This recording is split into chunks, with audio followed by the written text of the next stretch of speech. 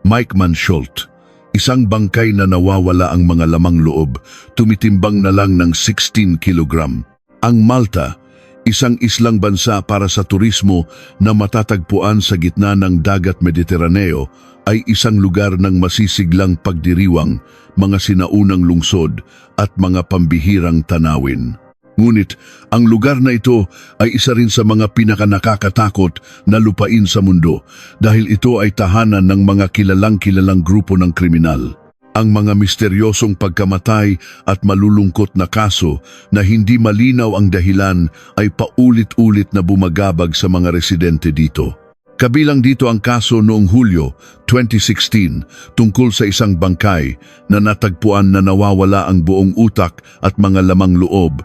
Ang katawan ay pinagputol-putol at nang tipunin ay tumitimbang na lang ng eksaktong 16 kilo. Ito ay nagdulot ng matinding pagkabigla at takot sa mga residente ng Malta. Ang biktima ay isang lalaking turistang Aleman, 17 taong gulang pa lamang, si Mike Mansholt. Noong Hulyo 22, 2000, isang araw na si Mike Mansholt, isang 27 taong gulang na mahilig sa paglalakbay, ay nakatakdang sumakay ng eroplano pabalik sa kanyang tahanan matapos maglakbay at tuklasin ang islang bansa ng Malta. Dahil sa sobrang pananabik, ang ina ni Mike na si Susan ay maagang naghintay sa paliparan ng Frankfurt, Alemanya.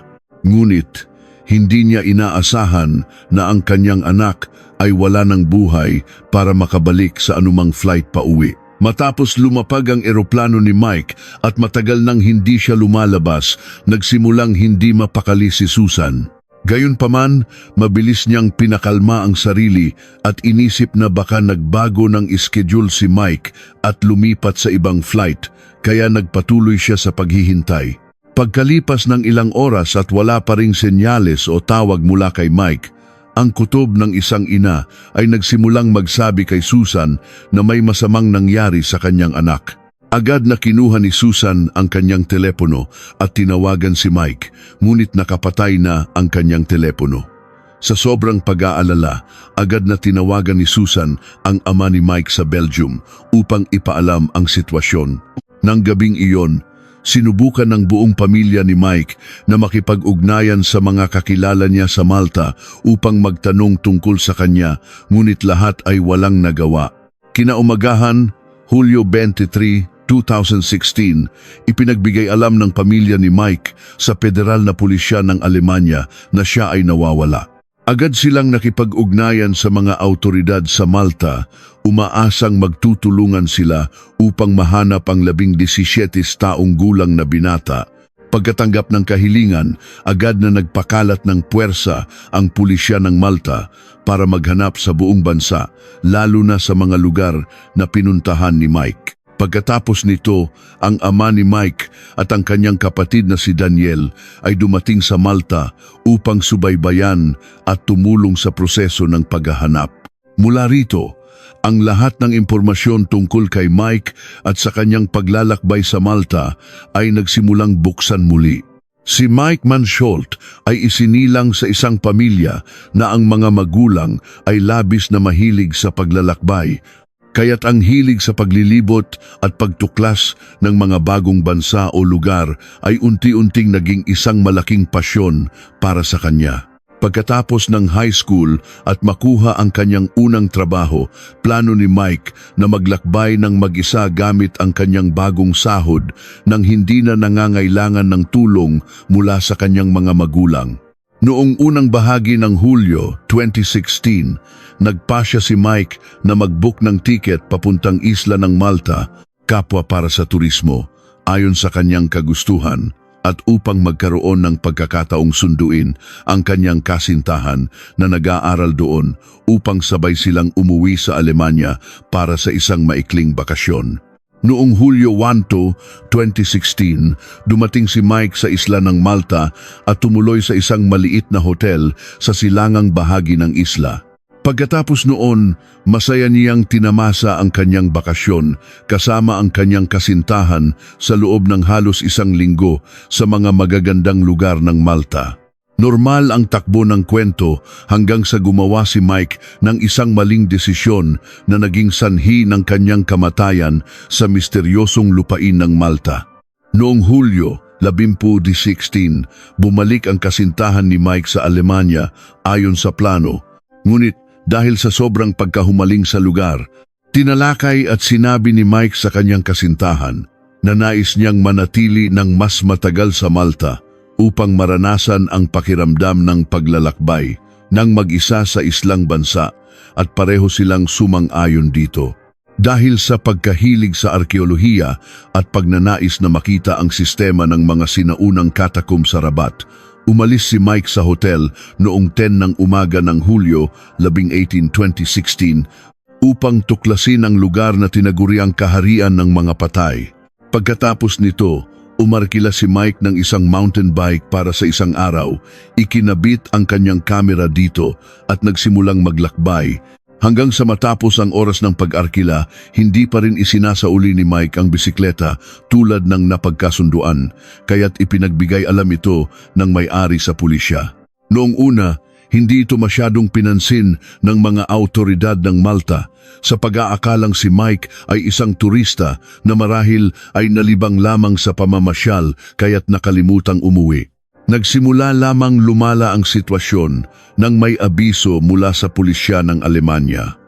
Ang mga sumunod na tawag sa telepono ni Mike ay hindi na sinasagot. Noong Hulyo 26, 2016, 8 araw matapos mawala si Mike, isang hindi kilalang text message ang biglang ipinadala sa istasyon ng pulisya na nagsasabing isang bangkay ang natagpuan sa ilalim ng Dingley Cliffs, ang pinakamataas na bangin sa isla at isang sikat na destinasyon ng mga turista upang pagmasdan ang kahanga-hangang tanawin ng Malta. Pagkatanggap ng balita, agad na nagtungo ang pulisya sa lugar at kinumpirma na ang bangkay na naroroon ay si Mike. Si G, Peter at Daniel ay dumating din sa parehong oras at napaluhod sa lupa nang masaksihan ang mga piraso ng katawan ni Mike na nagkalat sa 4 na sulok habang kinokolekta ng pulisya.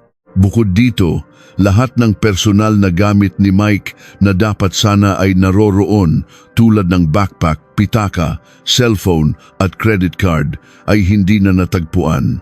Matapos isagawa ang autopsiya, naglabas ng konklusyon ang pulisya ng Malta na ang lahat ay dahil lamang sa isang aksidente habang nagbibisikleta sa bundok. Marahil ay hindi nag-ingat si Mike at nahulog mula sa bangin. Sa una, mukhang makatuwiran ito. Gayunpaman, habang tumatagal, mas maraming kakaibang bagay ang natuklasan.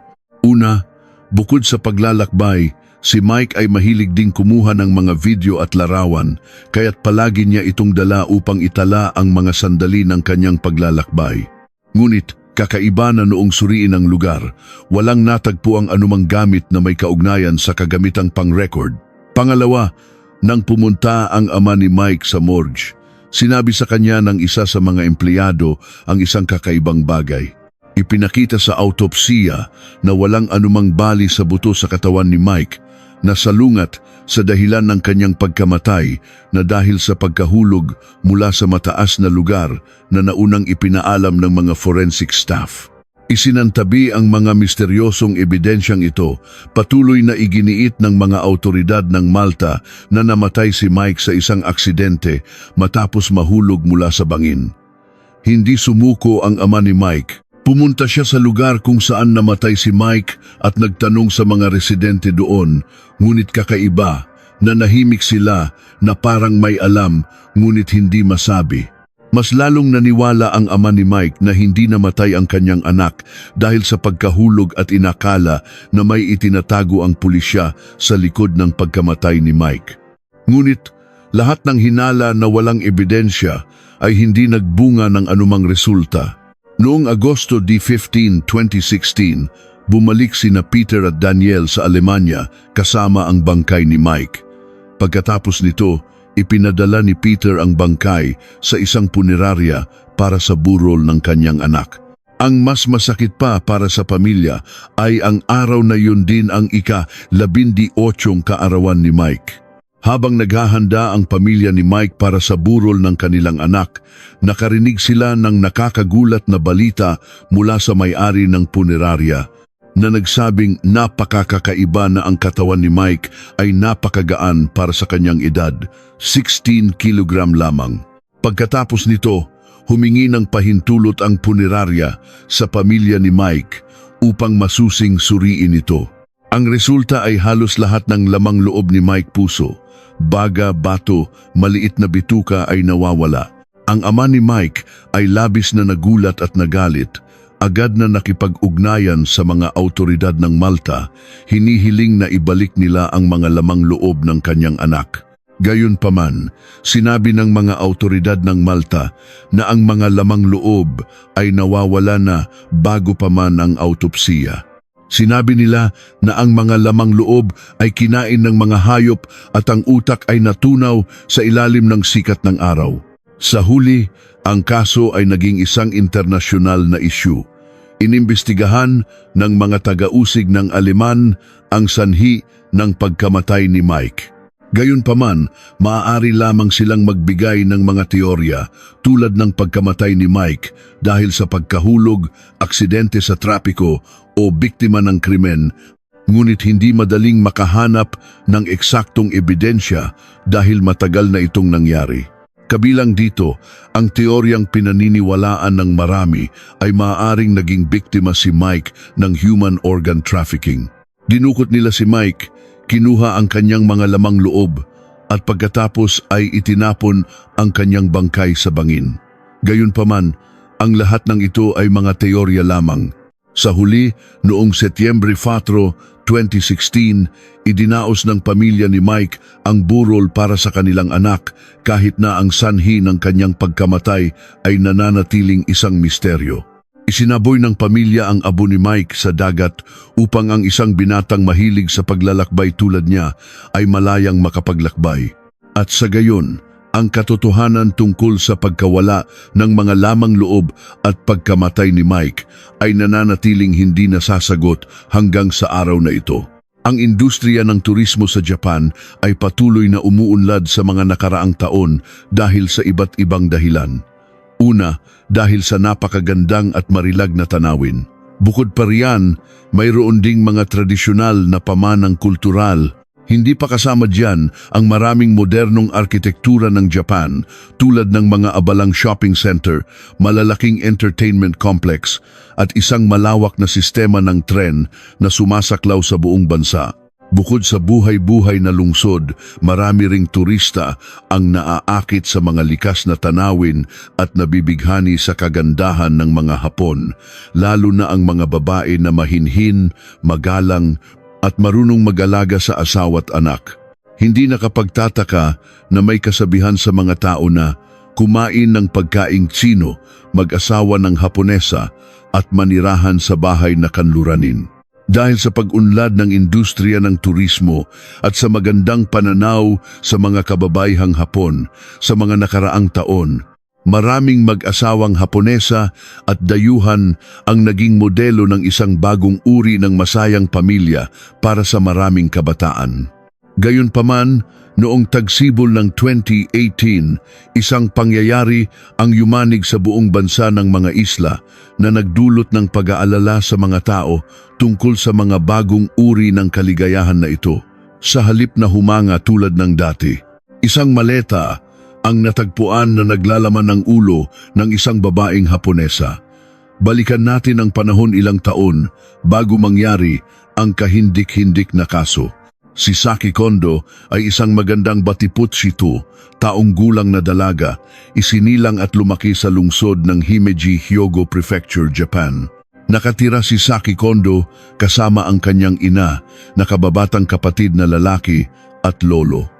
Ang kanyang ama ay nagtatrabaho sa industriya ng bakal at kasalukuyang nasa Thailand. Dahil sa uri ng kanyang trabaho, hindi madalas umuwi ang ama ni Saki. Sa halip, tuwing bakasyon, ang ina, si Saki at ang kanyang kapatid ay pumupunta sa Thailand upang bisitahin ang kanilang ama at magbakasyon na rin. Mula sa mga paglalakbay sa ibang bansa upang bisitahin ang kanyang ama, napagtanto ni Saki na ang pinakamasayang bagay ay ang makalabas sa mundo at maranasan ang pagkakaiba ng iba't ibang bansa. Kaya, nagsimula siyang mangarap na makapaglakbay sa maraming lugar sa mundo, lalo na sa mga kanluraning bansa, mga bansang mabilis na umuunlad. Naisip ni Saki na kapag natuklasan niya ang maraming bagong lupain, magkakaroon siya ng pagkakataong paunlarin ang kanyang sarili at magkaroon ng mas maliwanag na hinaharap. Dahil dito, nagpasya siyang mag-aral ng Ingles nang masigasig sa sarili. Sa kanyang walang tigil na pagsisikap, noong high school, nakapasa si Saki sa isang kilalang high school sa Hyogo Prefecture.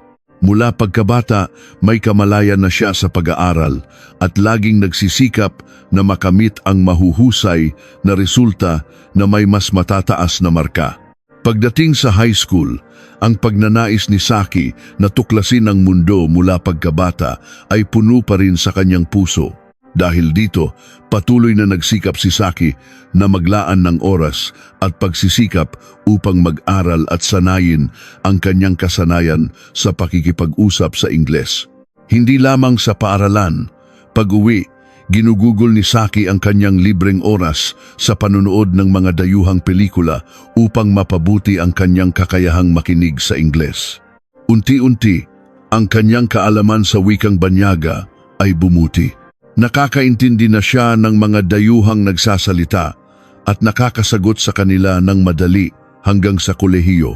Hindi nawala ang pangarap ni Saki na maglakbay upang tuklasin ang mga kanluraning bansa. Dahil dito, nagsimula siyang makipagkaibigan sa mga dayuhang mag-aaral sa kanyang paaralan. Nakikipag-usap siya sa kanila at paminsan-minsan ay lumalabas kasama sila.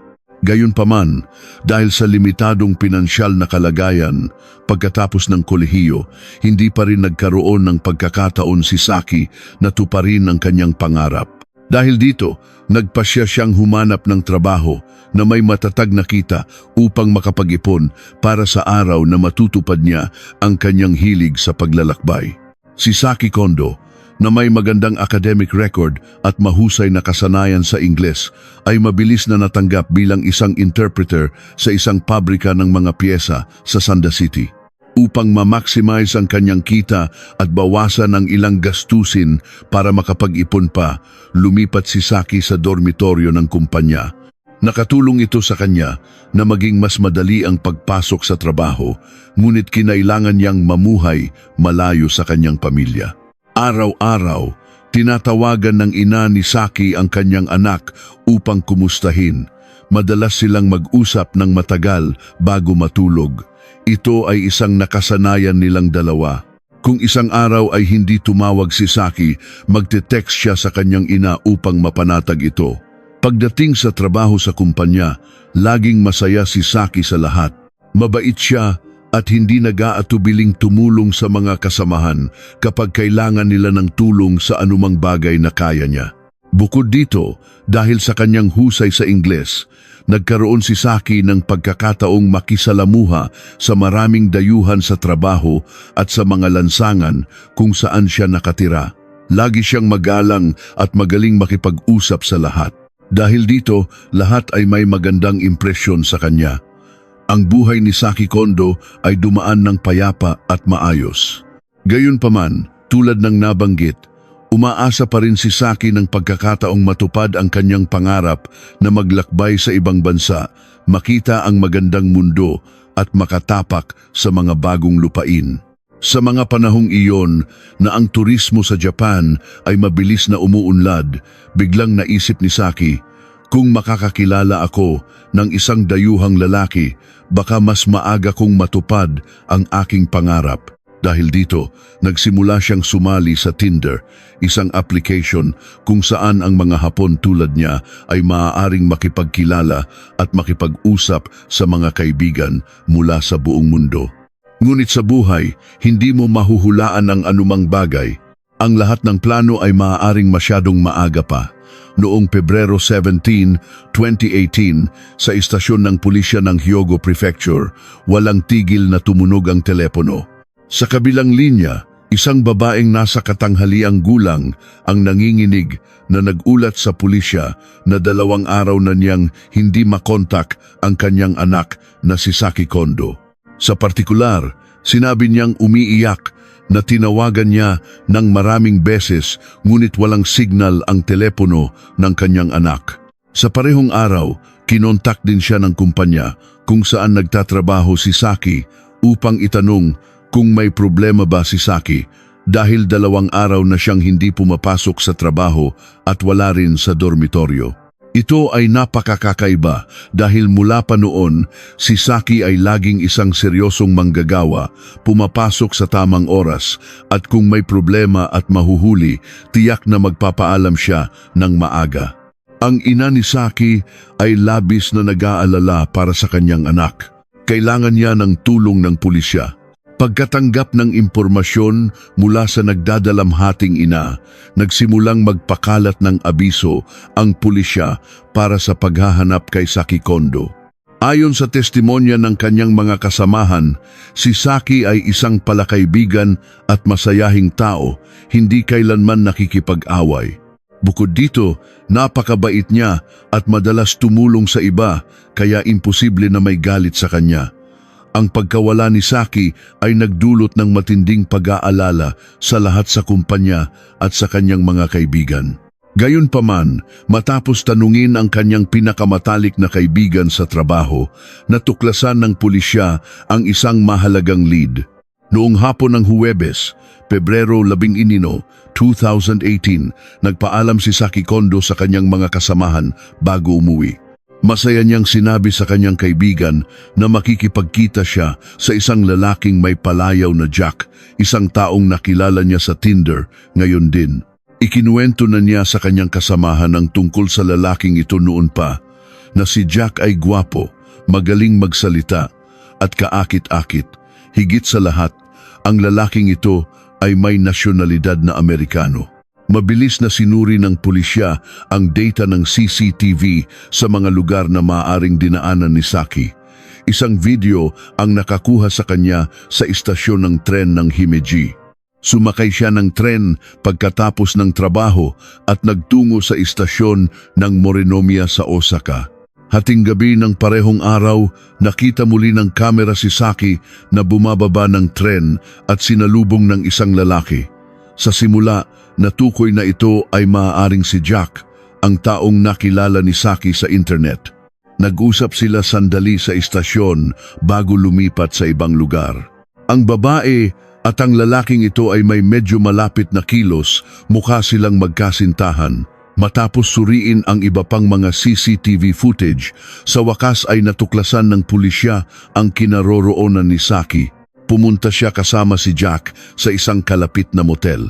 Gayunpaman, mula sa sandaling lumitaw siya sa kamera hanggang ngayon, hindi na muling nakita ng pulisya ang babaeng nagngangalang Saki Kondo. Isang bagay ang napansin ng pulisya na napakakaiba. Pumasok si Saki kasama ang lalaking may palayaw na Jack sa motel. Gayunpaman, hindi na itala ng CCTV ang paglabas ni Saki. Sa kabaligtaran, ang kakaibang lalaking ito ay lumabas ng mag-isa at bumalik sa motel ng maraming beses.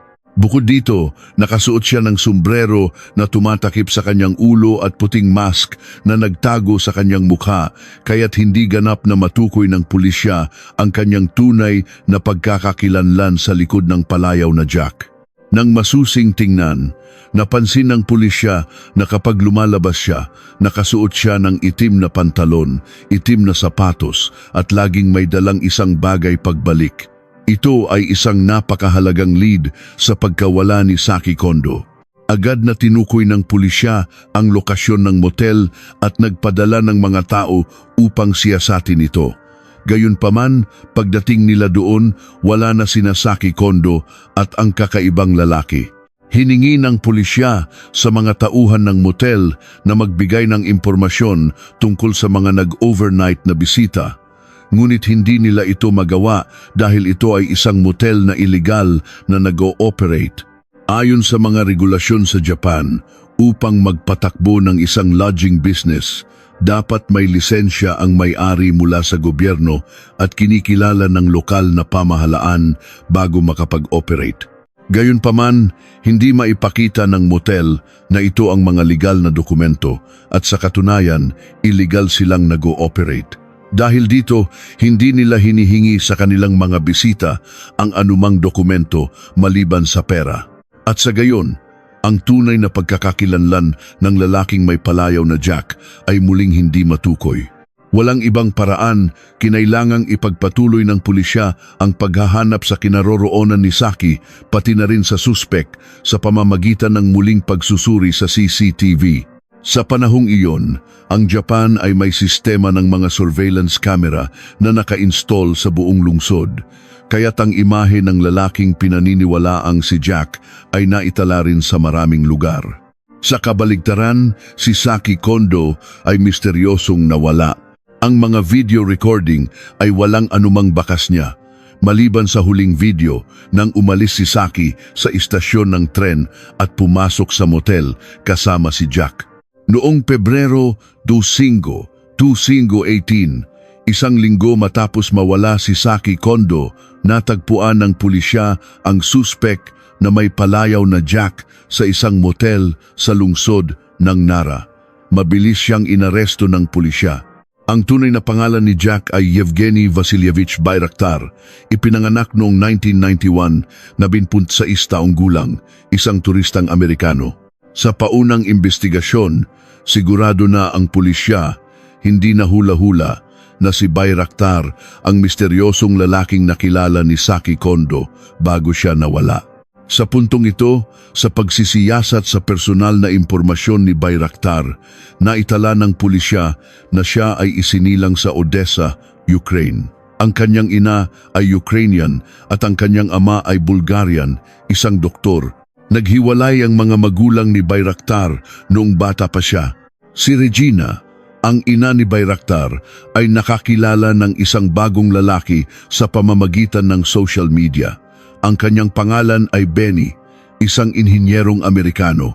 Minahal ni Benny si Regina sa unang tingin. Personal siyang pumunta sa Ukraine upang dalhin si Regina at ang kanyang anak na si Bayraktar sa Texas, USA. Muling nagpakasal si Regina kay Benny noong si Bayraktar ay 9 na taong gulang pa lamang. Inalagaan ni Benny si Bayraktar na parang tunay na anak, ngunit si Bayraktar ay walang intensyon na maging malapit sa kanyang stepfather. Bukod dito, si Bayraktar ay napakalapit sa kanyang ina mula pagkabata at bihirang makisalamuha sa ibang tao. Dahil dito, lumaki si Bayraktar na isang binatang walang kaibigan at laging nasa bahay kasama si Regina. Ikinuwento ni Benny na kung sa hapunan ay may pagkain na hindi gusto ng bata, titigilan ng ina ni Bayraktar ang pagkain at magluluto ng ibang ulam para sa kanya kahit na hindi sila mayaman. Si Bayraktar at ang kanyang ina ay sobrang lapit sa isa't isa. Sinabi ni Benny na sinubukan niyang magpakita ng interes at maging mas malapit sa anak ng kanyang asawa, ngunit anuman ang kanyang gawin o sabihin, hindi tumutugon si Bayraktar. Matapos ang opisyal na kasal, nakuha ni Regina ang pagkamamamayang Amerikano at nagpatuloy sa pag-aaral upang makakuha ng lisensya sa pag-aalaga at sa huli natupad ang kanyang mga pagsisikap. Nang makitang masaya si Regina, masaya na rin ang kanyang asawang si Benny. Ngunit isang araw, biglang nawala si Regina at ang kanyang anak. Hinanap ni Benny ang mag-ina kung saan-saan, ngunit walang nangyari. Hanggang isang araw, masaya siyang nakatanggap ng liham mula kay Regina. Ngunit salungat sa kanyang iniisip, ang liham ay hindi puno ng mga salita ng pananabik at pagmamahal, kundi isang liham na humihiling ng diborsyo. Sa katunayan, hindi niya mahal ang lalaking Amerikano na ito. Ginamit lamang niya siya upang makakuha ng pagkamamamayang Amerikano. Iniwan ni Regina ang bahay sa Texas sa gitna ng pagkalito at walang tigil na paghahanap ni Benny. Pagkatapos nito, dinala niya ang kanyang anak sa Long Island, New York at doon ay matagumpay siyang nakakuha ng trabaho bilang isang nurse. Agad na nakilala at minahal ni Regina ang isa pang lalaki. Hanggang sa malapit na siyang ikasal sa bago, napagtanto niya na siya pa rin ang legal na asawa ni Benny sa papel. Kaya't nagpadala siya ng liham kay Benny upang humiling lamang ng diborsyo. Matapos basahin ang liham, nagalit si Benny dahil sa paggamit sa kanya, ngunit nakahinga rin siya ng maluwag nang malaman ang tunay na kulay ni Regina at handa siyang pumirma sa mga papeles ng diborsyo upang hindi na masangkot pa sa babaeng ito. Matagumpay na nakipagdiborsyo si Regina at ikinasal sa kanyang bagong kasintahan, sinisimulan ang kanyang pinapangarap na buhay. Tungkol naman sa kanyang anak na si Bayraktar, noong 2007, pumasok si Bayraktar sa William Floyd High School sa New York. Pagkatapos ng high school, sumali si Bayraktar sa United States Air Force. Ayon sa desisyon, dapat maglingkod si Bayraktar sa militar sa loob ng 4 na taon. Ngunit sa hindi malamang dahilan, bumalik si Bayraktar sa kanilang bahay sa Long Island pagkatapos lamang ng 11 buwan sa serbisyo. Sa kanyang bahay, nagsimulang malulong si Bayraktar sa kulturang Hapon o mas tumpak sa mga kababaihang Hapon. Sa kanyang isipan, nakikita ni Bayraktar ang mga kababaihan sa bansang ito bilang mga masunurin, mahinhin at marunong sumunod. Sinabi ni Regina na sa panahong iyon, nangarap ang kanyang anak na magpakasal sa isang babaeng Hapon. Dahil dito, madalas maglakbay si Bayraktar sa Japan. Ang pangunahing layunin ay para lamang makipagkilala sa mga kababaihan.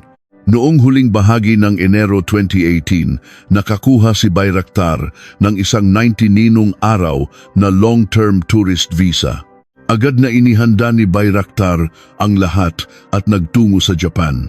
Bumalik sa kasong ito, batay sa mga nakalap na impormasyon, pinaghihinalaan ng pulisya na sinadya ni Bayraktar na lapitan si Saki Kondo dahil sa kanyang nakakabahalang obsesyon sa mga kababaihang Hapon. Noong Pebrero 20, agad na isinailalim sa interogasyon si Bayraktar. Gayunpaman, itinanggi ng lalaking ito ang lahat ng paratang, sinasabing hindi niya alam kung nasaan si Saki at tumangging magsalita pa ng anuman. Ang pagkawala ni Saki ay isang napaka-imposibleng bagay dahil hindi siya maaaring lumipat sa ibang lugar nang hindi nakukunan ng mga security camera. Walang ibang paraan, kinailangang ipagpatuloy ng pulisya ang paghahanap ng mga lead sa pamamagitan ng mga naunang CCTV footage. Sa motel kung saan pumasok si Saki kasama ang suspek, maingat na sinuri ng pulisya ang lugar. Gayunpaman, walang natagpo ang gamit ng biktima at walang anumang kahina-hinalang bakas. Ngunit napansin ng pulisya ang maraming kakaibang bagay kay Bayraktar. Una, ayon sa video recording, paulit-ulit siyang lumabas-masok sa motel na may dalang mga kakaibang bagay. Sa huli, umalis siya na may dalang malaking travel bag. Hinala ng pulisya na malamang ay may masamang nangyari kay Saki. Kaya sa sunod-sunod na mga araw, humingi ng warrant ang pulisya at sinuri ang bawat motel na pinuntahan ni Bayraktar. Salungat sa kanilang mga hula, wala silang natagpuang anumang bakas. Isa pang kakaibang bagay ay ang patuloy na pananatili ni Bayraktar sa mga lodging na walang lisensya na para sa isang dayuhan ay isang mahirap unawaing bagay. Dahil ang mga turista ay karaniwang nananatili sa mga luxury hotel o kahit man lang sa isang disenteng hotel na may lisensya, malinis at maayos na mga silid. Ang pagtatago niyang ito ay lalong nagpaduda sa pulisya. Nagpatuloy ang investigasyon sa mga lugar na tinuluyan ng suspek hanggang sa makarating ang pulisya sa isang motel na mga 67 minutong lakad mula sa istasyon ng tren. Nakatulad ng maraming motel na pinili ni Bayraktar noon, nag-ooperate ng walang lisensya. Ang upa dito ay medyo mura, 2,000, 3,000 yen lamang bawat gabi. Ang mga kliyente ay karaniwang mga manggagawa. Nang tanungin ng pulisya, sinabi ng may-ari ng motel na ilang araw na ang nakalipas, isang dayuhang lalaki ang dumating at umupa ng isang silid upang manatili magdamag. Hila-hila niya ang isang malaking maleta sa harap ng reception na ikinagulat ng natutulog na manager ng motel dahil ito ang unang pagkakataon na may dayuhang bisitang umupa ng silid, isang bagay na hindi pa nangyari noon. Ngunit pagkaalis ng dayuhang bisita, ang silid kung saan siya tumuloy ay may napakasamang amoy sa hindi malamang dahilan. Nagtaka ang may-ari ng motel at lumapit upang makinig. Ngunit habang papalapit, lalong tumitindi ang amoy na nagdulot ng takot sa may-ari kaya't hindi niya magawang buksan ang pinto upang maglinis. Pagkatanggap ng impormasyon, umakyat ang pulisya sa hagdanan patungo sa silid kung saan tumuloy si Bayraktar. Ang silid ay medyo maliit, mga 6 metro kuwadrado, sapat lamang para sa isang tao. Pagbukas ng pinto, nakabukas pa rin ang aircon sa malamig na temperatura, kasama ang matapang na amoy ng kemikal na pampatanggal ng amoy. Gayunpaman, isang kakaibang mabahong amoy ang hindi pa rin maalis. Sa silid, wala nang iba kundi ang isang maleta na nakalagay sa gitna. Dahan-dahang pumasok ang pulis at binuksan ang zipper. Biglang napaatras ang pulis, hindi siya makapaniwala sa kanyang nakita. Sa loob ng maleta ay isang ulo ng tao. Ipinakita ng resulta ng paghahambing ng DNA na ito ay si Saki Kondo, ang babaeng nawawala sa loob ng 10 araw. Sa mahalagang ebidensyang nakalap, sinimulan ng pulisya ang interogasyon sa suspek. Sa pagkakataong ito, wala nang maidadahilan si Bayraktar. Inamin niya ang kanyang krimen. Gayunpaman, paulit-ulit niyang iginiit na ito ay isang aksidente, hindi sinasadya. Patuloy na humingi ng tawad si Bayraktar at hindi nagbigay ng karagdagang impormasyon tungkol sa nangyari ng gabing iyon. Upang mapatunayan ang kasalanan ni Bayraktar, kailangang suriin ng pulisya ang kanyang telepono. Gayunpaman, binura niya ang lahat ng kanyang mga social media account kabilang ang kanyang Tinder account bago pa man. Mabilis na na-recover ng pulisya ang data ng telepono at natuklasan ang maraming kasuklam-suklam na katotohanan. Bukod sa kanyang normal na buhay, si Bayraktar ay may 2 mukha at isang baluktot na pag-iisip. Ginamit niya ang Tinder app para sa masamang layunin na makipagkaibigan at akitin ang mga kababaihang Hapon. Sa oras na siya ay arestuhin, hindi kasama si Saki Kondo, nakipagkita na siya sa higit sa 10 babae. Hindi lang pakikipag-usap online ang gusto ni Bayraktar, gusto niya ng higit pa, lalo na ang pakikipagtalik. Kaya nang makakuha siya ng long-term tourist visa, mabilis siyang nagtungo sa Japan upang isakatuparan ang kanyang mga masasamang plano. Upang madaling makalusot sa batas, pinili niya ang mga motel na walang opisyal na lisensya kung saan hindi naitala ang impormasyon ng mga nanunuluyan na nagbigay sa kanya ng kalayaang kumilos. Noong Pebrero 12, 2018, pumili si Bayraktar ng isang maliit na motel sa Osaka. Ginamit niya ang Tinder para makipag-date bilang isang nakasanayan at pagkatapos ay na-match siya sa isang babaeng may inosenteng itsura. Nagustuhan ni Bayraktar ang babaeng ito. Siya si Saki Kondo. Dahil si Saki ay bihasa sa Ingles, hindi naging mahirap ang komunikasyon sa pagitan nilang dalawa. Nagustuhan din ni Saki Kondo si Bayraktar dahil magkasundo sila sa usapan. Nagpalitan sila ng contact information. Sinabi niya sa babae na pupuntahan niya ito sa loob ng ilang araw upang makipagkita.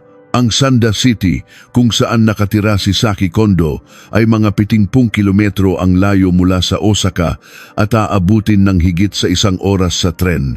Naisip ni Saki na masyadong maaga pa para magkita sila ng personal dahil hindi pa nila lubos na kilala ang isa't isa. Kaya't magalang siyang tumanggi at nagdahilan na abala siya sa trabaho. Ngunit si Bayraktar, na hindi pa kailanman tinanggihan, ay hindi sumuko. Nalaman niya ang address ng bahay at kumpanya ni Saki Kondo. Patuloy niyang pinagbantaan na pupuntahan niya ang bahay at trabaho niya kung hindi siya papayag na makipagkita. Pagkatapos ng ilang pag-iisip, sinabi ni Saki na pupunta siya sa Osaka upang makipagkita kay Bayraktar pagkatapos ng trabaho sa Huwebes, Pebrero 15, 2018. Sumakay si Saki ng tren papuntang istasyon ng Morinomiya pagkatapos ng trabaho tulad ng napagkasunduan. Hinihintay siya ni Bayraktar doon. Nang magkaharap sila, nagulat si Saki sa malaking pagkakaiba ng kanyang itsura kumpara sa profile picture ni Bayraktar sa Tinder. Gayunpaman, napakabait niyang magsalita at kumilos, kaya't nawala ang kanyang pag-iingat. Naging mas malapit silang dalawa. Upang maging mas komportable sa pag-uusap, iminungkahi niyang umuwi sila sa apartment kung saan siya nanunuluyan. Nag-alinlangan si Saki, ngunit pagkatapos ay pumayag. Naglakad silang magkasama papunta sa motel. Ang imaheng ito ay naitala ng CCTV. Dahil may trabaho pa si Saki kinabukasan, wala siyang balak na manatili ng matagal. Pagkatapos ng ilang sandaling pag-uusap sa lugar kung saan umupa si Bayraktar, ipinahayag ni Saki ang kanyang pagnanais na umuwi ng maaga sa dormitoryo. Ngunit hindi niya inaasahan na pagkatapos ng kahilingang ito, hindi na siya makakauwi ng gabing iyon. Ayon sa investigasyon ng pulisya, sa motel na iyon, nakipag-date si Bayraktar sa 4 hanggang 5 babaeng hapon bago si Saki, ngunit maswerte sila dahil walang nangyari sa kanila at ligtas silang nakauwi. Si Saki lamang ang tanging biktima ng lalaki. Ang paghahanap sa mga natitirang bahagi ng katawan ni Saki ang pangunahing prioridad sa panahong iyon. Pagkatapos ng ilang araw na interogasyon, inamin ni Bayraktar na ginamit niya ang isang lagari upang pagputul-putulin ang bangkay ng biktima. Gayunpaman, nanatili siyang tahimik tungkol sa kung ano ang nangyari sa motel ng gabing iyon. Ayon sa sinabi ng salarin, hinalughog ng pulisya ng Osaka ang lahat ng lugar malapit sa motel at nakahanap sila ng maraming bakas ng paghuhukay sa ilang liblib na lugar na bihira daanan ng tao. Agad na nagsagawa ng pagsisiyasat ang pulisya at natagpuan ang 2 braso ng kawawang babae. Hindi kalayuan, natagpuan din nila ang katawan at sa parehong araw, isang ibang search team ang nakatagpo ng 2 binti ni Saki sa isang kawayanan sa Kyoto.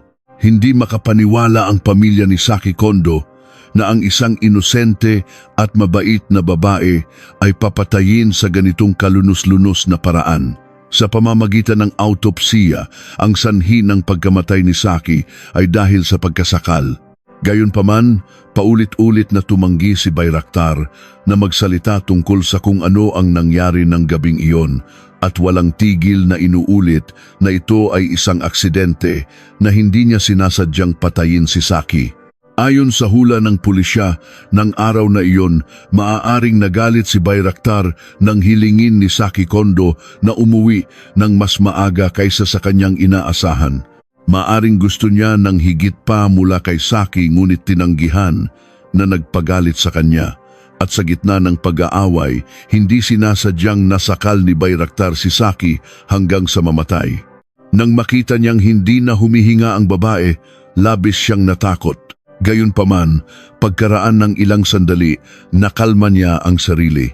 Mabilis niyang pinatay ang cellphone ng biktima at binura ang lahat ng social media accounts, mga mensahe sa pagitan nila ni Saki at iba pang kaugnay na bagay. Bukod dito, walang tigil siyang naghanap ng mga keyword na may kaugnayan sa pagtatago ng bangkay. Noong Pebrero 16, 2018, isang araw pagkatapos ng insidente, umalis si Bayraktar sa motel na may dalang malaking bag. Bumili siya ng isang lagari at maraming uri ng pampatanggal ng amoy tulad ng mga resulta ng kanyang paghahanap sa internet. Pagkatapos, naghanap siya at umupa ng isang motel na iligal na nag-ooperate kung saan karamihan ay mga manggagawa lamang ang nananatili at tahimik niyang pinagputol-putol ang katawan ni Saki doon. Sa loob ng ilang araw, pabalik-balik si Bayraktar sa pagitan ng mga bundok sa Osaka at Kyoto, iniiwan ang bawat bahagi ng katawan ng kawawang babae. Naglagay si Bayraktar ng maraming pampatanggal ng amoy sa silid, ngunit hindi sapat ang lahat para itago ang kanyang krimen. Malinaw na ang mga ebidensya sa iligal na gawain ni Bayraktar. Gayunpaman, nanatili siyang tahimik at patuloy na humihingi ng tawad. May isang problema dito. Mula sa pagpatay sa biktima hanggang sa matagpuan ng pulisya, ang maleta ay 10 araw. Sa loob ng 10 araw na iyon, maaaring umalis na ang salarin sa Japan at tumakas pabalik sa kanyang bansa. Ngunit hindi niya ginawa iyon at nagpatuloy sa pananatili sa Japan. Bakit niya ginawa iyon? Marahil ay hindi pa rin niya maiwaksi ang kanyang masamang pagnanasa sa mga kababaihan. Hindi malalaman kung ano ang iniisip ng malupit na taong ito dahil hindi siya nagsalita kahit isang salita. Pagkatapos malaman ang balita tungkol sa kanyang anak, ang ama ni Saki na nasa Thailand ay agad na lumipad pabalik sa Japan. Umaasa siyang parurusahan ng mabigat ng korte ng Japan si Bayraktar. Gayunpaman, sa paglilitis ng kaso noong 2019, 1 taon matapos ang nakakagulat na pangyayari, walang paraan ng pulisya upang patunayan na sinadya ni Bayraktar na patayin si Saki. Dahil noong nangyari ang insidente, walang kamera sa silid, walang karagdagang testigo, at tanging ang salarin at ang biktima lamang ang naroroon. Walang nakakaalam ng tunay na dahilan kung bakit namatay si Saki maliban kay Bayraktar. Sinampahan ng mga taga-usig ng Japan si Bayraktar ng 2 kaso. Una, manslaughter, at pangalawa, sinadyang pagtatago ng bangkay ng biktima. Sa korte, mukhang balisa si Bayraktar at patuloy na nagpapaliwanag. Sabi niya, "Lubos akong humihingi ng paumanhin sa pamilya ni Saki Kondo, ngunit hindi ko ito sinasadya. Wala akong intensyong saktan siya. Ito ay isang aksidente lamang. Dadalhin ko ang bigat ng krimeng ito hanggang sa araw na ako ay mamatay." Palagi niyang sinasabi, "Pasensya na, patawad," nang hindi nagbibigay ng anumang karagdagang impormasyon tungkol sa nangyari sa nakamamatay na gabing iyon. Ngunit ang mga salita ni Bayraktar ay mahirap paniwalaan dahil matapos huminto sa paghinga si Saki, sa halip na sumuko, binura niya ang mga ebidensya ng krimen at ikinalat ang kanyang katawan upang itago ang kanyang krimen. Ang mga Hapon sa panahong iyon ay labis na nagalit. Lahat sila ay umaasa na matatanggap niya ang pinakamataas na sentensya ayon sa batas. Gayunpaman, noong Enero 2019, idineklara ng korte na may kasalanan si Bayraktar, ngunit sapat lamang para hatulan siya ng 8 taon sa bilangguan. Ito ay nagdulot ng galit sa publiko ng Japan sa panahong iyon. Para sa pamilya ng biktima, sila ay labis na nalungkot. Iniisip nila na ang hatol na ito ay masyadong magaan kumpara sa kalupitan at kawalang katauhan ni Bayraktar. Natapos ang paglilitis nang hindi na isiwalat kung ano talaga ang nangyari kay Saki Kondo ng gabing iyon, at hindi magtatagal makakalaya na rin ang mamamatay tao. Ang mga pakikipagkilala sa internet ay laging nagdudulot ng kuryosidad at kasiyahan, lalo na't kapag alam mong ang makikilala mo ay isang dayuhan mula sa isang mayaman at maunlad na bansa. Marahil ganoon din si Saki Kondo. Ang mga bagay na ito ay hindi sinasadyang nagbigay sa kanya ng pag-asa para sa isang hinaharap na makalabas sa mundo, makatapak sa mga bagong lupain. Marahil inisip ni Saki na si Bayraktar ang taong tutulong sa kanya na tuparin ang kanyang mga pangarap. Ngunit ang mundong pinuntahan niya ay ibang-iba. Isang lugar na walang sinuman, walang pamilya, walang kaibigan, walang kasintahan. Isang lugar na malamig at malungkot.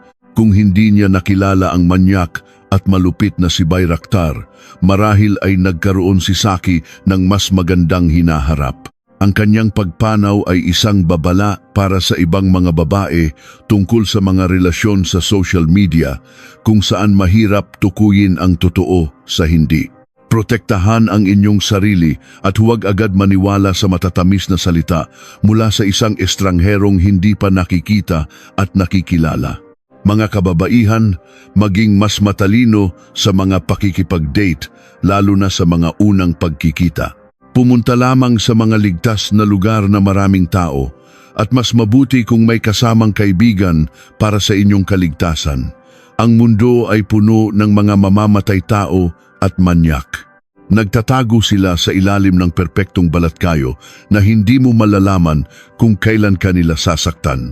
Ito ang huling larawan na inupload ni Froon at Kremers sa kanilang personal na account bago dumating ang trahedya sa kanilang paglalakbay mula Netherlands patungong Republika ng Panama noong 2014. Ayon sa plano, sina Froon at Kremers ay magkakaroon ng isang paglalakbay upang tuklasin ang kalikasan kasabay ng voluntaryong gawain sa loob ng 6 na linggo. Ngunit noong Abrilisan 2014, nang isang katluna ng kanilang paglalakbay ang nakalipas, isang nakakatakot na bangungot ang biglang dumating nang hindi na sila nakabalik sa homestay kung saan sila nanunuluyan matapos ang kanilang paglalakbay sa gubat sa paligid ng bulkan ng Baru, hindi kalayuan sa Boquete. Sa madaling salita, sina Froon at Kremers ay nawawala, isang makabuluhang regalo sa pagtatapos. Sa buong mundo, lalo na sa mga estudyante, may isang uri ng paglalakbay na medyo popular at ito ay ang pagsasama-sama ng pagtuklas sa kalikasan at paggawa ng voluntaryong gawain. Ang paraang ito ay tumutulong sa mga kabataan na magkaroon ng maraming karanasan at palakasin ang kanilang diwa ng pakikiramay sa buhay at iba't ibang kultura. Ganito rin ang 2 batang babae, masigla at puno ng buhay mula sa Amersfoort, Netherlands, sina Lisan Froon at Chris Kremers. Binalangkas nila ang perpektong plano para sa isang makabuluhang 6 na linggong paglalakbay sa Republika ng Panama kung saan matatagpuan ang dakilang Panama Canal na may habang 82 kilometro na nag-uugnay sa karagatang Atlantiko at Pasipiko. Si Lisan Froon ipinanganak noong Setyembre 24, 1991 ay nakatira kasama ang kanyang mga magulang at kapatid na lalaki. Siya ay isang manlalaro ng volleyball na may kahanga-hangang taas na 1.84 metro at isang nagtapos ng applied psychology. Siya ay medyo introvert, mabait, malapit sa pamilya at lalo na't mahilig sa musika. Samantala, ang kanyang kaibigang si Chris Kremers, ipinanganak noong Agosto 9, 1992, ay ipinanganak sa isang pamilya ng 5 miyembro kasama ang kanyang mga magulang, nakatatandang kapatid na lalaki at nakababatang kapatid na lalaki. Siya ay isang extrovert, masigla at medyo bukas na babae. Noong panahong iyon, nag-aaral siya ng art education sa Utrecht University of Applied Sciences sa Deventer, Netherlands. Hindi pa nakapaglakbay si Froon ng mas malayo kaysa Alemanya, habang si Kremers naman ay labis na mahilig sa Timog Amerika pagkatapos ng kanyang paglalakbay sa Peru kasama ang kanyang pamilya. Sila ay matalik na magkaibigan, lumaki sa iisang kapitbahayan at nagkasama sa kolehiyo habang nagtatrabaho sa isang coffee shop. Kaya ilang linggo bago ang kanilang paglalakbay, lumipat si Froon upang manirahan kasama si Kremers sa kanyang dormitoryo. At upang gawing mas makabuluhan ang kanilang paglalakbay, ginamit ng 2 mabait na babae ang kanilang ipon upang bumili ng mga laruan para sa mga mag-aaral sa isang lokal na paaralan kung saan sila magboboluntaryo. Bukod dito, ginugol nila ang malaking bahagi ng kanilang araw sa pag-aaral ng Espanyol, ang pangunahing wika sa Panama, sa pag-asang may magagawa sila para sa mga lokal na residente, lalo na sa mga bata. Higit sa lahat, Naniniwala si Kremers na ang isang maayos na paglalakbay na may mga kasiyasiyang karanasan ay magiging isang magandang regalo sa pagtatapos para sa kanyang mahal na kaibigang si Froon. Panama at mga kasiyasiyang karanasan. Noong Marso 15, 1514, dumating ang mga dalaga sa paliparan ng Amsterdam, nagpaalam sa kanilang mga pamilya at sabik na naghanda para sa paglalakbay na matagal na nilang inaasam. Ang kanilang unang hinto ay sa Houston, Texas. Pagkatapos ay sa San Jose, Costa Rica at ng gabing iyon, natulog sila sa bahay ng isang lokal bago sumakay ng bus patungong Panama. Noong Marso 17, 2014, sa wakas ay nakatapak sina Froon at Kremers sa magandang Republika ng Panama, sabik na naghihintay ng maraming kasiyasiyang karanasan sa bansa ng kanal. Sa unang 2 linggo ng kanilang paglalakbay, nagpasya silang manatili sa Bocas del Toro na matatagpuan sa timog na dulo ng Isla Colon sa Caribbean, isang lugar na tinaguriang luntiang paraiso. Dito, nagkaroon ng pagkakataon sina Froon at Kremers na tikman ang mga lokal na pagkain, uminom ng alak, sumayaw, mag-snorkel at maligo sa dagat, mga napakasayang sandali na makikita sa mga larawang in-upload nila sa kanilang mga personal na account. Bukod sa mga kasiyasiyang aktibidad, regular pa rin silang pumupunta sa lokal na paaralan na tinatawag na Spanish by the Sea upang dagdagan ang kanilang kaalaman sa Espanyol bilang paghahanda sa kanilang voluntaryong gawain sa Boquete sa darating na panahon. Mabilis na lumipas ang 2 masayang linggo sa Bocas. Noong Marso 29, 2014, naglakbay sina Froon at Kremers patungo sa kabundukan ng Boquete, ang sentro ng Kape, kung saan nanatili sila sa isang homestay na gawa sa kahoy na nagpapakita ng lokal na kultura. Ayon sa orihinal na plano, mananatili sila rito ng halos 1 buwan upang magturo ng sayaw, sining at musika sa mga bata sa isang lokal na paaralan simula sa Abril 1. Sa kasamaang palad, dahil sa isang hindi pagkakaunawaan, pagdating ni Froon at Kremers, ipinaalam ng paaralan na hindi pa sila handa na tumanggap ng mga voluntaryo. Labis na nadismaya sina Froon at Kremers dahil malinaw na nagpadala ng email ang paaralan na sumasang-ayon. Ang paaralan ay nagsisi rin, kaya't si Eileen, ang tagapamahala ng paaralan, ay nag-alok na i-book sila para sa isang paglilibot sa isang lokal na plantasyon ng kape sa Abril 2 bilang paghingi ng tawad, kasama ang isang bihasang gabay na nagngangalang Feliciano. Sa bagong planong ito, noong Abril 1, wala pa ring ischedule sina Froon at Kremers. Matapos mag-isip, nagpasya silang maglakad sa magandang El Pianista Trail sa Boquete. Sa sandaling iyon, hindi alam ni Froon at Kremers na isang trahedya ang paparating. Ang Abril 5, 2014 ay isang maaraw at magandang araw.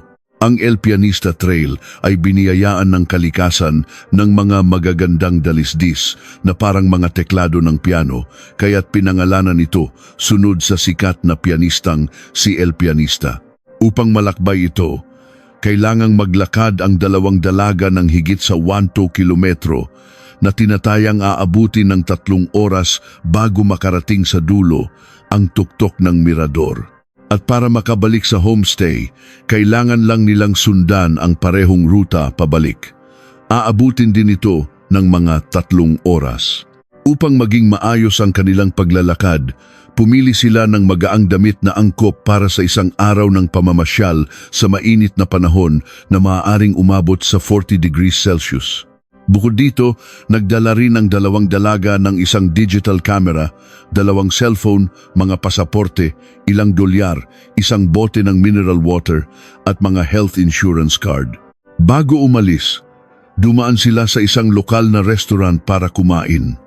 Nagkataon, sa restaurant, labis na natuwa sina Froon at Kremers nang makilala ang 2 kababayang lalaki na naglalakbay din sa Panama. Masayang kumain ng tanghalian at nag-usap ang 4. In-upload din ni Froon at Kremers ang positibong larawang ito sa kanilang personal na account. Bandang 11 ng umaga, sumakay sina Froon at Kremers ng lokal na taxi papunta sa simula ng daan patungo sa El Pianista Trail. Nang gabing iyon, nagtaka ang may-ari ng homestay, si Miriam, na oras na ng hapunan ngunit hindi pa rin niya nakikita ang dalawang babaeng turista. Nag-aalala, hinanap ni Miriam at ng kanyang pamilya ang paligid. Kahit hindi nila nakita ang dalawang dalaga, inisip nilang marahil ay lumabas sina Froon at Kremers kasama ang dalawang kababayang lalaki.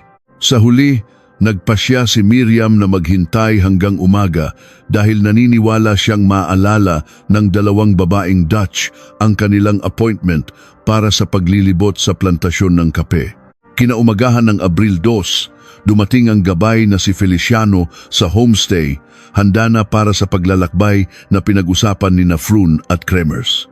Sa puntong iyon, nagsimulang mapansin ni Miriam na may mali. Isang nakakatakot na pag-iisip ang pumasok sa isip ni Miriam. Agad siyang tumawag sa pulisya. Dumating nga ang pulisya ng Boquete para mag-imbestiga. Gayunpaman, sa hindi malamang dahilan, noong Abril 3 pa lamang nagsimula ang paghahanap ng mga autoridad. Naghanap ang National Civil Protection System ng Panama, SINAPROC, ng higit sa 3 araw, ngunit walang natagpo ang anumang bakas ng dalawang dalaga. Dahil dito, nagpasya ang pamahalaan ng Panama na maglunsad ng isang malawakang paghahanap at pagliligtas. Agad na ipinaalam ng mga autoridad ng Panama ang pagkawala ni Froon at Kremers sa kanilang mga pamilya. Nagpadala rin ang pamahalaan ng Netherlands ng mga tao sa Boquete upang makipagtulungan sa investigasyon at paghahanap. Ang Pangulo ng Panama na si Ricardo Martinelli ay lumabas sa telebisyon upang tiyakin sa mga mamamayan at sa pamilya ng mga biktima na ginagawa ng Panama ang lahat ng posible upang mahanap ang dalawang dalaga. Gayunpaman, kahit gaano karaming anunsyo ang ilabas ng pamahalaan ng Panama, bilang mga magulang, mahirap manatiling kalmado at maghintay ng matagal. Noong Abril 6, 2014, nagbayad ang mga pamilya ni Froon at Kremers para sa isang serbisyo ng pagliligtas na may helicopter upang maghanap sa gubat para sa kanilang mga anak. Bukod dito, ang paaralan kung saan nagplano sina Froon at Kremers na magboluntaryo sa Boquete ay nag-alok ng 25 na pabuya para sa sinumang makakahanap sa kanila. Sa proseso ng paghahanap, nagsimulang makaranas ng malaking hadlang ang mga pamilya at ang SINAPROC dahil sa panahon nang magsimula ang tagulan sa Boquete. Ang madulas at maputik na lupain, ang makapal na gubat na may mga bangin at matatarik na dalisdis ay naging mas mapanganib dahil sa walang tigil na ulan. Sinabi ng direktor ng ahensya ng pagliligtas na malawakan ng hinanap ng kanyang koponan ang lahat ng lugar na maaaring dinaanan ng mga dalaga na may 25 iba't ibang ruta sa gubat, ngunit wala pa ring natagpuang ebidensya ni Froon at Kremers. Partikular, naramdaman niya na hindi naligaw ang mga dalaga at malamang na may mas seryosong nangyari. Nagsimulang mapansin ng mga opisyal ng Panama na may hindi pangkaraniwang nangyayari dahil kahit sa malawak na sakop ng paghahanap na may malaking sukat, dapat mayroong kahit man lang isang bakas, lead o ebidensya, maliban kung sinadya ng dalawang turista na tumakas o magtago, ngunit tiyak na wala silang dahilan para kumilos ng ganito. Sa huli, dahil sa matagal na pagkawala, mahigit 10 linggo na, nagpasya ang task force na ilipat ang investigasyon sa isang kriminal na anggulo sa halip na isang kaso ng pagkawala. Agad na pagkatapos maglabas ng malawakang anunsyo sa investigasyon, nakatanggap ang pulisya ng balita na isang babae ang nakakita ng bakas ni Froon.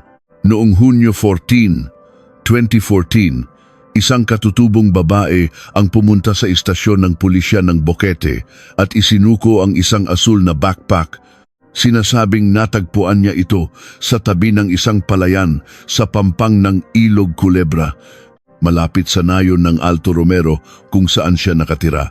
Matapos suriin, kinumpirma ng pulisya na ang backpack ay pag-aari nga ni Froon. Sa loob ng backpack ay may 2 pares ng salaming pang-araw, pasaporte ni Froon, isang walang laman na bote ng mineral water, 2 bra, 183, isang Canon digital camera, at ang 2 cellphone ng 2 dalaga. Nagsimula ang investigasyon sa history ng mga tawag ni Froon at Kremers.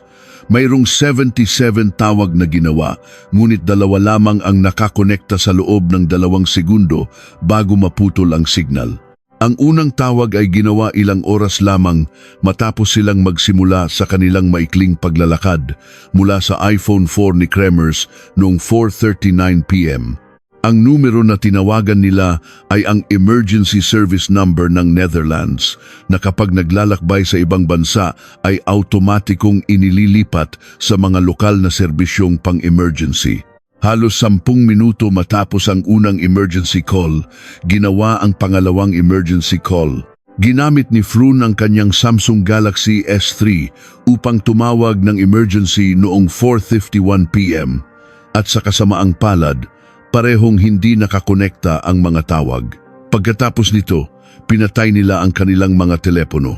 Sa sumunod na labantati na oras at sa mga sumunod na araw, patuloy na tinawagan ng mga dalaga ang 112 at 901 MN ng maraming beses, ngunit walang nangyari dahil walang signal ang kanilang mga telepono sa liblib na gubat. Noong Abril 4, 2014, habang unti-unting nauubos ang baterya, ang mga telepono ng 2 dalaga ay halos binubuksan na lang para maghanap ng signal. Pagkatapos, sa pagitan ng Abril 5 at 11, maraming beses na binuksan ang iPhone, ngunit tila hindi nagawa ng gumagamit o mali ang ipinasok na PIN code na nagresulta sa hindi matagumpay na pag-unlock. Ang tanong ay, bakit nagkamali si Kremers sa pagpasok ng PIN code ng kanyang telepono? O sa madaling salita, sino ang sinadyang subukang i-unlock ang kanyang telepono? Si Froon ba? Gayunpaman, ang tunay na nakakatakot ay ang mga larawang natagpuan ng pulisya mula sa Canon digital camera ni Froon. Ayon dito, ang mga larawang kinunan noong Abril 1, 2014 ay nagpapakita na sinundan nila ang El Pianista Trail hanggang sa tuktok at masayang nagkuha ng mga larawan. Maayos ang lahat hanggang sa ipinakita ng mga sumunod na larawan na tila tumawid ang 2 dalaga sa tuktok papunta sa isang lugar sa pagitan ng Costa Rica at Panama. Partikular, noong Abril 1, 2014, mayroong 90 larawan na kinunan mula 1 a.m. hanggang 4 a.m. sa dilim ng gabi. Tila ang kanilang lokasyon ay nasa isang lugar na malalim sa gubat. Isang larawan ng likod ng ulo ni Kremers ay nagpapakita ng kanyang buhok na kulay ginto at may pulang likido na tumutulo mula sa kanyang sentido. Isa pang larawan ay isang pulang plastic bag na isinabit sa isang putol na sanga at inilagay sa isang bato. Isa pang larawan ay nagpapakita ng isang bagay na parang strap ng backpack at isang salamin. Isang serye ng madidilim na larawan na pinaghihinalaang kinunan sa isang matarik na bahagi ng gubat. Sa ibang mga larawan, tila sinadyang itutok ng kumukuha ng larawan ang kamera sa kalangitan at ang mga natitirang larawan ay tila kinunan sa isang bangin o siwang. 70 kakaibang larawan ang kinunan gamit ang flash sa gabi ng Abril 8, 7 araw, matapos matrap sa gubat ng walang pagkain, walang tubig, walang pag-asa na makatakas. At siyempre, walang nakakaalam kung ano ang layunin ng mga ito. Ang mga larawan ay tila mas nakakalito kaysa nagbibigay ng mga lead. Unang teorya, naligaw ang mga dalaga at sinusubukan nilang gamitin ang flash upang gabayan ang rescue helicopter o itaboy ang mga hayop, at sa proseso ay aksidenteng nakakuha ng mga larawan. Pangalawang teorya, Kinukunan nila ng larawan ang taong sumusunod sa kanila o isang masamang tao na sinadyang kumuha ng mga nakakatakot na larawan upang guluhin ang impormasyon at hadlangan ang proseso ng investigasyon. Partikular, natagpuan lamang ng pulisya ang mga larawang may bilang na 0507, 0508 at pagkatapos ay 0510. May sinadyang nagbura ng 0509. Sinabi ng mga eksperto sa Panama na hindi nila ito ma-recover. Hindi pa rito nagtatapos ang katotohanan na ang backpack at ang mga gamit sa loob ay buo pa rin, kahit na ito ay naiwan sa gitna ng gubat sa loob ng 10 linggo sa ilalim ng araw at ulan ay talagang napakakakaiba. Higit sa lahat, sa asul na backpack ni Froon, natagpuan ng Dutch forensic team ang 30 fingerprint na maaaring pag-aari ng 2 nawawalang dalaga o maaaring pag-aari ng isang masamang tao.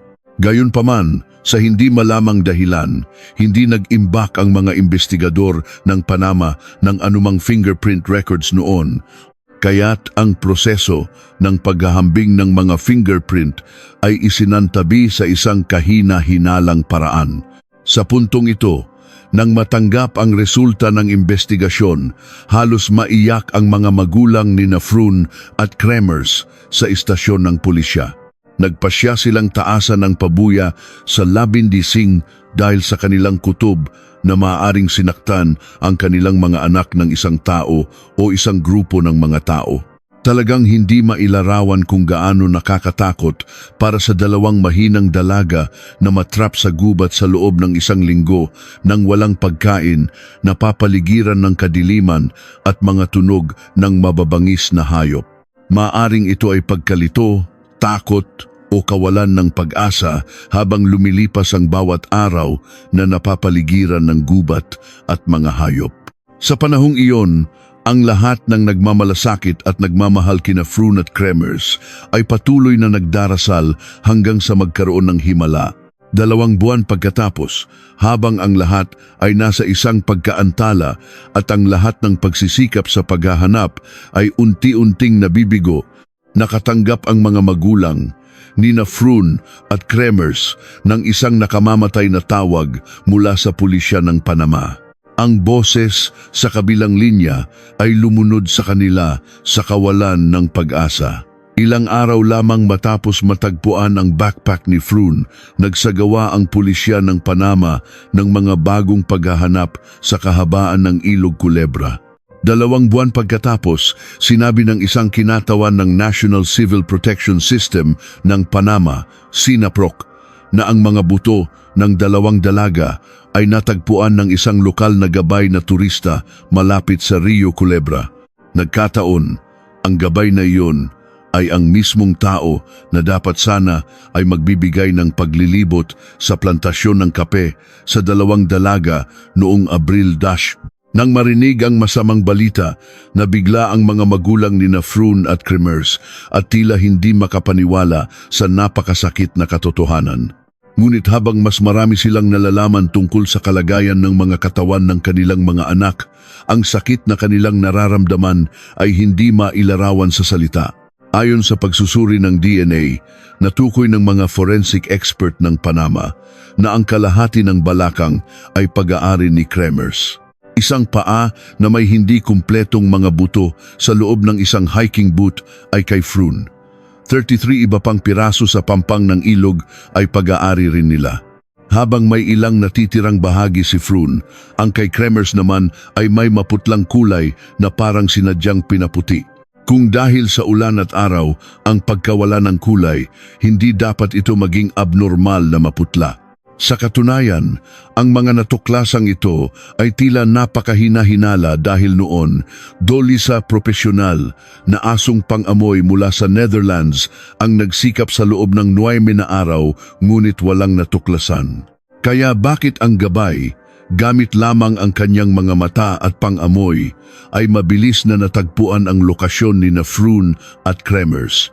Mabilis na pagkatapos, sa kabila ng lahat ng pagdududa at pagtutol mula sa publiko, opisyal na idineklara ng taga-usig ng Panama na sina Frun at Kremers ay naligaw sa gubat, aksidenteng nahulog sa ilog.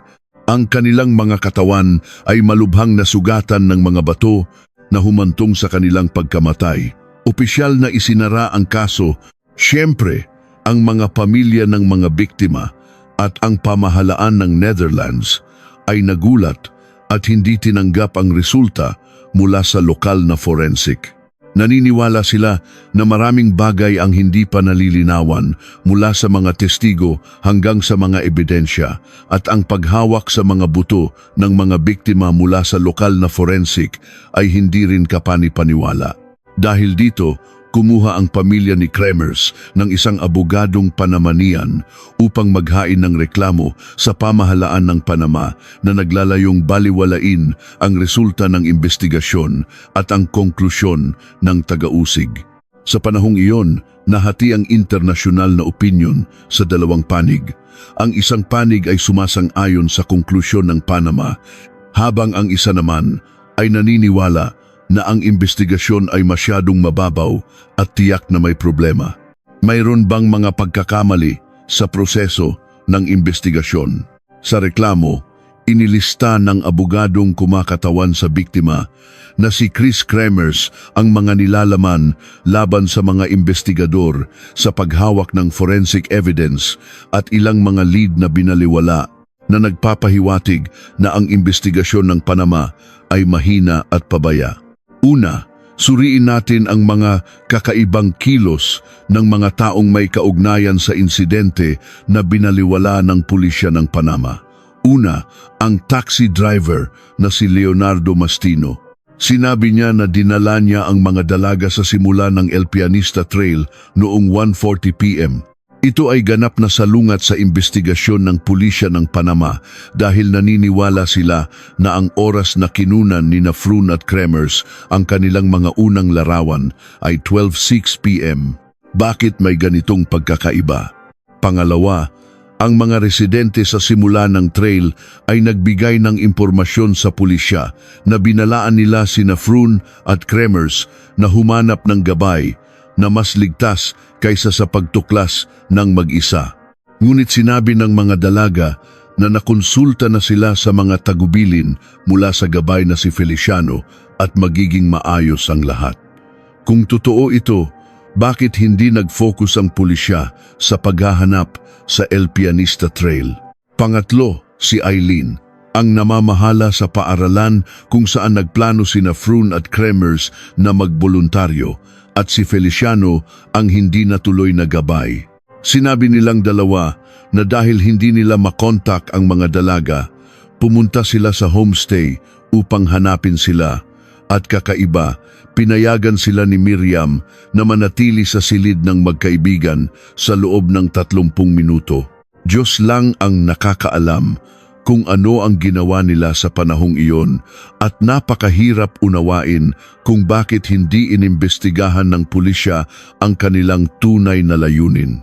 Pang-apat, si Feliciano ang nakahanap ng mga buto ng dalawang dalaga sa gitna ng gubat habang kahit ang mga asong pang-amoy at ang rescue team ay hindi ito natagpuan. Kaya bakit nagawa ito ni Feliciano? Bukod dito, mayroon siyang isang plantasyon ng kape sa gitna ng gubat. Hindi magiging kakaiba kung inimbitahan ang mga dalaga doon para sa isang paglilibot. Ngunit kung ano ang nangyari pagkatapos, Diyos lang ang nakakaalam. Hindi pa kasama dito ang katotohanang minsan na siyang tinasa ng isang babaeng turista bilang may masamang intensyon sa kanyang katawan. Susunod ay ang larawan bilang 0509 sa Canon camera ni Frun na sinadyang binura ng isang espesyal na software sa computer na walang option na i-recover ang natitirang data tulad ng mga karaniwang software. Ang tanong ay, ang mga sumusuporta sa konklusyon ng Panama ay talagang inilagay ang kanilang sarili sa sitwasyon ni Frun at Kremers, na kung ikaw ay naligaw sa gubat sa loob ng 7 araw, sa halip na mag-isip kung paano makatakas, Gugugulin mo ba ang iyong oras sa pagbura ng mga larawang hindi mo gusto? Susunod, mas matapang. Maraming teorya ang nagsasabing ang kamera ay ginalaw sa panahon na ito ay nasa istasyon ng pulisya. Dapat malaman na ang 0509 ay ang nawawalang ugnayan sa pagitan ng huling normal na larawan at ng unang larawan sa gabi. Sa madaling salita, ang 0509 ay maaaring ebidensya ng isang krimen na nakasira sa lokal na industriya ng turismo ng Panama. Matapos ang walang tigil na pagtatalo, maraming taon na ang lumipas, ngunit ang mga mahahalagang tanong ay hindi pa rin nasasagot. Ano ba talaga ang nangyari sa kanila sa El Pianista Trail? Aksidente ba silang naaksidente o may kasamang krimen? Ang internasyonal na komunidad, lalo na ang mga kamag-anak at kaibigan ni na Kremers at Froon, ay patuloy na umaasa na isang araw ay malalantad ang katotohanan, magbibigay ng hustisya at magsasara ng isang masakit na kabanata sa buhay ng dalawang batang babae na puno ng pangako. Ngunit hanggang ngayon, ang kanilang pagkawala ay nananatiling isa sa mga pinakamalaking misteryo na nagpapaalala sa lahat ng mga posibleng panganib sa buhay upang hindi maging kampante sa anumang sitwasyon dahil ang mga pinakamasamang bagay ay maaaring mangyari sa atin nang hindi natin madaling mahulaan.